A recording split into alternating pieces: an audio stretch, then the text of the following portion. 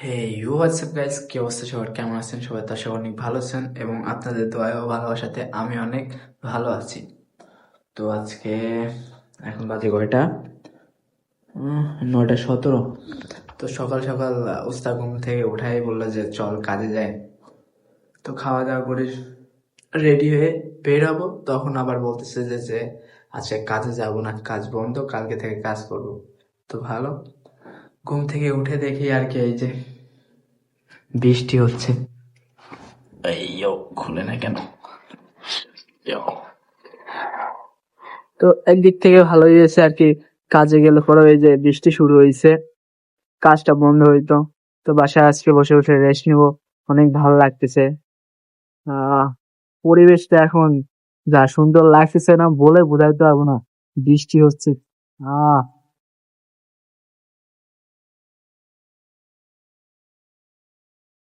তো আহ আমি আছি নর্দার্ন সাইপ্রাসে, অনেকে হয়তো জানেন না।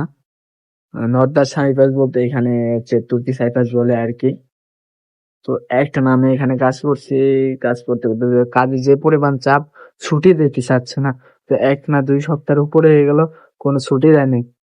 তো আজকে কেন কেন আজকেও কাজে যাবো, ঘুম থেকে উঠছি, খাওয়া দাওয়া করছি, তো বের হবো, তখন আবার বলতেছে যে কাজ আজকে অফ।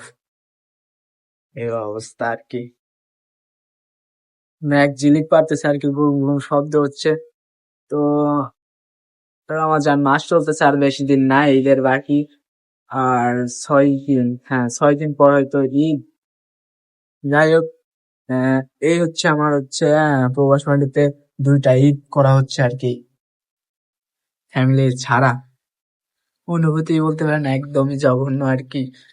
খুব মনে পড়ে বাসার কথা ঈদের সময়টা আর কি, যে একা একা আমি ঈদ করবো। উম, চুলমুল বড় হয়ে গেছে, বিদেশ আসার পর থেকে সবকিছু মানে অগুজবা অগুছালো হয়ে গেছে আর কি। চুলমুল কাটতে হবে আর কি। তো বৃষ্টির জন্য বাইরে ঠান্ডা ঠান্ডা হাওয়া বইতেছে, তো ঠান্ডা, আমি ভিতরে থাকি বাতাস। এই হলো অবস্থা, কিচ্ছু বলার নেই।